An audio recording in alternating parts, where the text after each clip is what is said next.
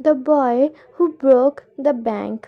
ये एक बहुत इंटरेस्टिंग स्टोरी है जिसे रस्किन बॉन्ड ने लिखा था। ये स्टोरी सेठ गोविंद राम के बैंक के बारे में है जो कि पीपल नगर में था। ये बैंक फाइनेंशियली बहुत मशहूर था और बहुत ज़्यादा लोगों का इस बैंक पर ट्रस्ट था।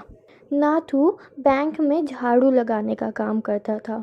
तो एक दिन जब नाथू झाड़ू लगा रहा था तो वो अपने आप में बड़बड़ा रहा था कि ये बैंक वाले उसे उसकी सैलरी बिल्कुल भी टाइम पे नहीं देते हैं। तो सीताराम वहाँ पर से जा रहा था, वहाँ पर से गुजर रहा था। उसने नाथू को ये कहते हुए सुन लिया। तो नाथू से वो बात करने लगा। तो नाथू ने उसे बताया कि उसे सैलरी टाइम पे मिलती नहीं है, उसे इस महीने की सैलरी मिल जाए तो वह जॉब ही छोड़ देगा। तो सीताराम बोलता है कि अगर मैं तुम्हारी कोई मदद कर सकूँगा तो मैं ज़रूर करूँगा। ये कहकर वो चला जाता है। तो मिसेस श्रीवास्तव, वो एक लेडी थी जो कि सीताराम से बात कर रही थी। बातचीत में मिसेस श्रीवास्तव बताती हैं कि उन्हें एक झाड़ू लगाने वाला चाहिए। तो सीताराम बताते हैं नाथू के बारे में कि बैंक नाथू को पैसे नहीं दे रहा है, उसकी सैलरी नहीं दे रहा है, आप उसे ये जॉब दे सकती हैं। तो मिसेस श्रीवास्तव एक बहुत ज़्यादा ही बात करने वाली औरत होती हैं, मतलब जो हमेशा बोलती रहती हैं, बहुत ज़्यादा बातें करती हैं।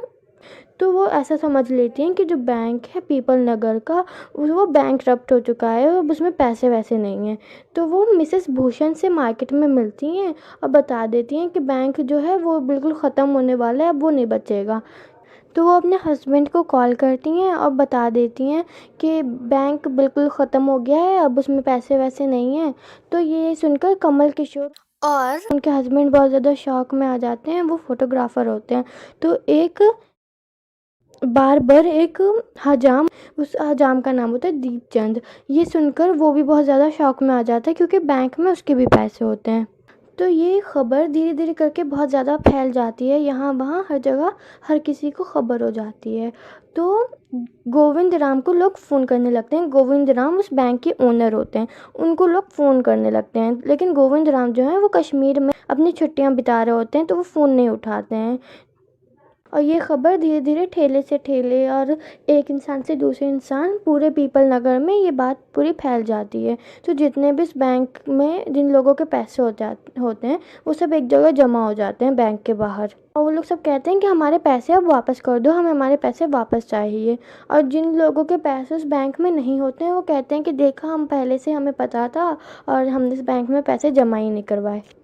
और क्योंकि गोविंद राम फ़ोन नहीं उठा रहे होते हैं तो लोग कहते हैं कि ज़रूर वो ये देश छोड़ के ही चले गए हैं और शाम तक, दोपहर तक तो ये पूरा पैसा सब ख़त्म हो जाएगा। और जो बैंक के मैनेजर होते हैं वो लोगों के सामने बहुत रिक्वेस्ट कर रहे होते हैं, उनकी भी बहुत हालत ख़राब हो जाती है, इतने सारे लोग आ जाते हैं। तो कहते हैं कि एक दिन का इंतज़ार करें सब लोग ताकि वो इमरजेंसी फ़ंड से पैसे ले सकें। लेकिन कोई भी तैयार नहीं होता, सब कहते हैं नहीं, हमें हमारे पैसे अभी इसी वक्त चाहिए बस। तो मैनेजर बताते हैं कि ऐसा कुछ नहीं है, बैंक जो है वो बर्बाद नहीं हुआ है, बैंक में पैसे हैं, सबके पैसे हिफाजत से हैं। लेकिन कोई भी बात मान ही नहीं रहा होता है। तो लोग बहुत ज़्यादा गुस्से में आ जाते हैं और पत्थर उठा के बैंक पे फेंकने लगते हैं, जिसकी वजह से बैंक के जो शीशे होते हैं वो सब टूट जाते हैं। तो अगले दिन नाथू वहाँ फिर से आता है झाड़ू लगाने के लिए। तो वो देखता है कि बहुत सारे पत्थर, शीशे सीढ़ी पे पड़े हुए होते हैं। और फिर वो जो है बड़बड़ाता है धीरे धीरे गुस्से में कि एक तो ये बैंक पैसा देता नहीं है, ऊपर से इतना काम भी बढ़ा दिया मेरे लिए। तो सीताराम फिर से वहाँ से गुजरते हैं और बोलते हैं नाथू से कि अब तुम्हें जॉब छोड़ देनी चाहिए और दूसरी जॉब कर लेनी चाहिए क्योंकि बैंक तो बंद हो गया है। और ये बात नाथू के लिए बहुत ज़्यादा अजीब थी। नाथू को इस बात का बिल्कुल भी अंदाज़ा नहीं था। तो फिर वो सोचता है कि ये कैसे हो सकता है।